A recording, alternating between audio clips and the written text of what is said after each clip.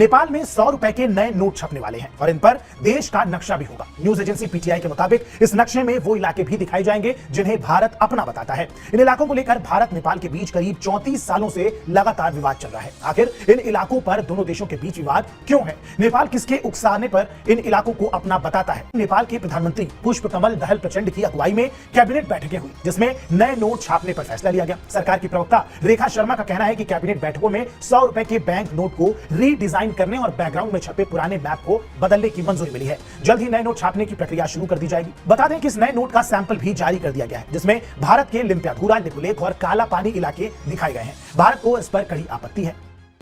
But I think our position is very clear. Our position, with Nepal, we were having discussions about our boundary matters through a established platform. And then in the middle of that, they unilaterally took some measures on their side. But by doing something on their side, they are not going to change the situation between us or the reality on the. Nepal ने फिर एक बार भारत को उकसाने वाला कदम उठाया है। दरअसल नेपाल ने 100 रुपए के नए नोट छापने का ऐलान किया है। नए नोट पर नेपाल ने भारत के इलाके लिपुलेख, लिम्पियाधुरा और कालापानी को दिखाया है। एक न्यूज एजेंसी के मुताबिक सरकार की प्रवक्ता रेखा शर्मा ने कैबिनेट फैसले की जानकारी देते हुए बताया कि प्रधानमंत्री पुष्पकमल दहल प्रचंड की अध्यक्षता में मंत्रिपरिषद की बैठक में नेपाल का नया नक्शा छापने का फैसला लिया गया जिसमें लिपुलेख, लिम्पियाधुरा और कालापानी को 100 रुपए के बैंक नोटों में शामिल किया गया।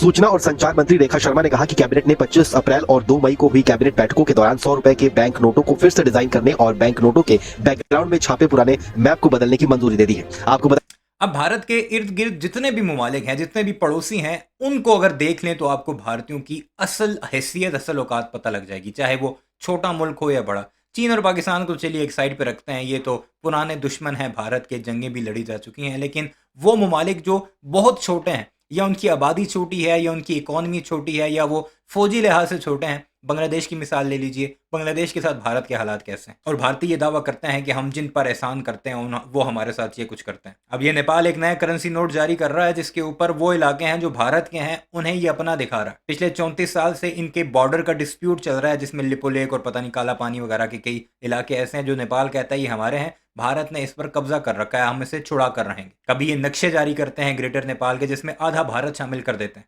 यह है भारत का पड़ोसी, छोटा है इकॉनमी के लिहाज से भी और फौजी लिहाज से भी। फिर आते हैं भूटान, मालदीव्स, म्यांमार, ये जितने भी हैं, ये सारे के सारे इनसे तंग हैं भारतीयों से, क्योंकि चौधरी बने हुए हैं ना, ठेकेदार बने हुए हैं पूरे खित्ते के। पाकिस्तान ने तो जब जब ठेकेदार बनने की कोशिश की, घुस कर मारा और इन्हें इनकी औकात दिखाई। चीन से तो ये वैसे भी डरते हैं, चीन का तो नाम तक नहीं लेते। खुद एस जयशंकर का बयान है कि चीन की इकॉनमी बहुत बड़ी है, उसकी फौजी ताकत बहुत बड़ी है, हम उनसे लड़ तो नहीं सकते। अब तुम्हें ये छोटे ममालिक तुम्हारी औकात दिखाने लगे हैं, ये है तुम्हारी असल। दुनिया की चौथी सो कॉल्ड सबसे बड़ी इकॉनमी, अपने आप को तीसरी इकॉनमी कहने वाली, उसे नेपाल आंखें दिखा रहा है, उसे भूटान आंखें दिखा रहा है। पाकिस्तान और चाइना को तो छोड़ लीजिए, हम पल्ला हैं इनके, हमें इनकी औकात दिखाना बड़े अच्छे तरीके से आता है। ये हालात हैं भारत के।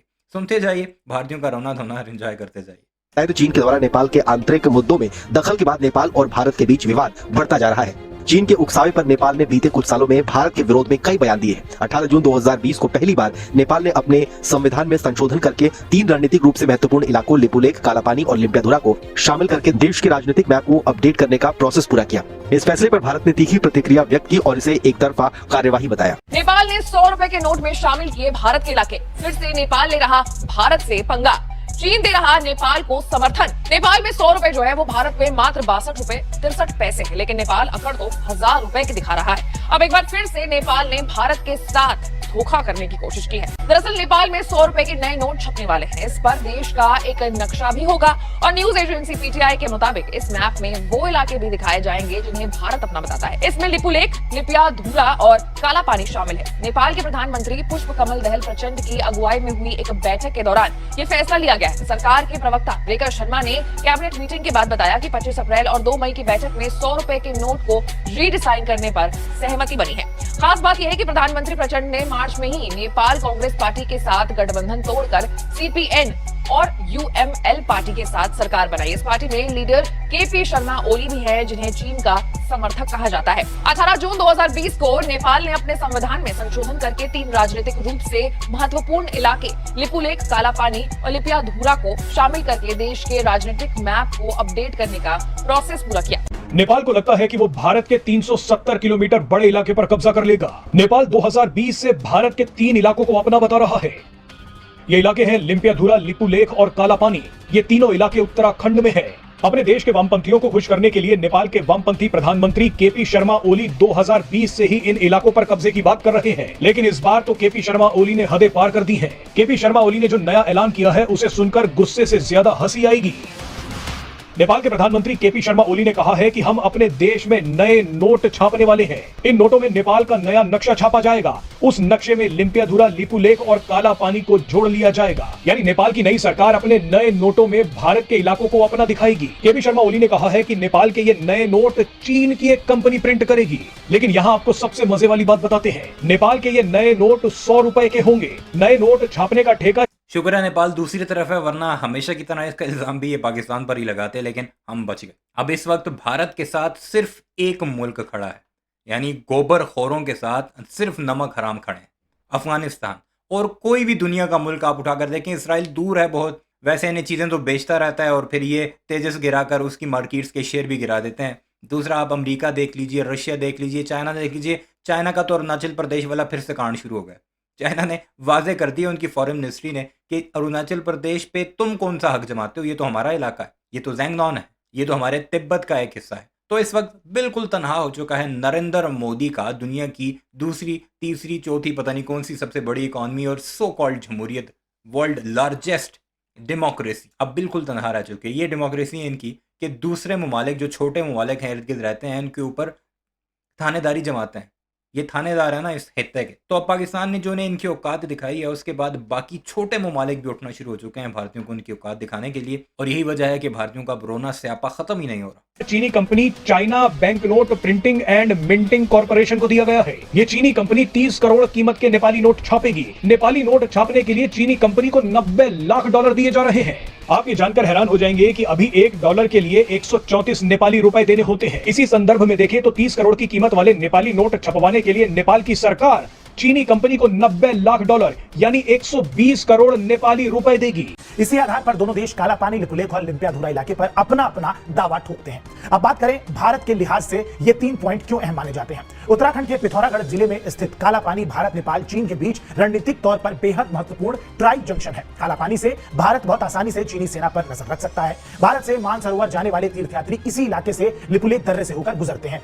1962 में चीन के हमले के बाद भारत ने लिपुलेख दर्रे को बंद कर दिया था। 2015 में चीन के साथ व्यापार और मानसरोवर यात्रा को सुगम बनाने के लिए इसे दोबारा खोला गया था। मई 2020 में भारत ने कैलाश मानसरोवर यात्रा को सुगम बनाने के लिए पिथौरागढ़ से लिपुलेख दर्रे तक 80 किलोमीटर लंबी नई सड़क का उद्घाटन किया था। इसे लेकर नेपाल में नाराजगी भी जताई गई थी। अंग्रेजों के साथ संधि के करीब 100 साल बाद तक इस इलाके को लेकर कोई विवाद नहीं हुआ। यहां तक कि भारत ने 1962 में चीनी आक्रमण को रोकने के लिए इस इलाके में अपनी सेना तक तैनात कर दी थी। अभी भी इस इलाके के कई हिस्सों में आईटीबीपी तैनात है। लिपुलेख, कालापानी और लिम्पियाधुरा पर भारत अपना अधिकार रखता है। नेपाल 5 भारतीय राज्यों सिक्किम, पश्चिम बंगाल, बिहार, उत्तर प्रदेश और उत्तराखंड के साथ 1850 किलोमीटर से ज्यादा लंबी सीमा साझा करता है। जून 2023 में नेपाली पीएम पुष्प कमल दहल प्रचंड ने अपनी भारत यात्रा के दौरान दोस्ती की भावना के तहत सीमा विवाद को हल करने की बात कही थी। मौजूदा वक्त में भारत और नेपाल के बीच कालापानी, लिम्पियाधुरा और लिपुलेख भारत, नेपाल और चीन और सुस्ता क्षेत्र यानी बिहार के पश्चिम चंपारण जिला पर सीमा विवाद है। आपको बताएं तो कालापानी एक घाटी एरिया है जो उत्तराखंड के पिथौरागढ़ जिले में आता है। ये कैलाश मानसरोवर मार्ग पर स्थित है। कालापानी क्षेत्र में काली नदी भारत और नेपाल के बीच बॉर्डर बनाती है। नदी के स्रोत का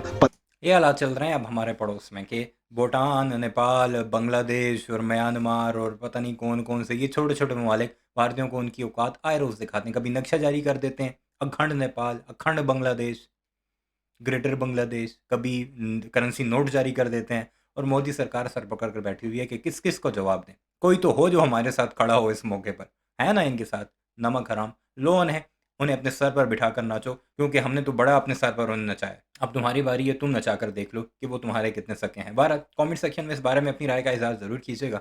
चैनल को सब्सक्राइब नहीं किया तो ऐसी वीडियोस के लिए उसे भी ज़रूर सब्सक्राइब कीजिएगा।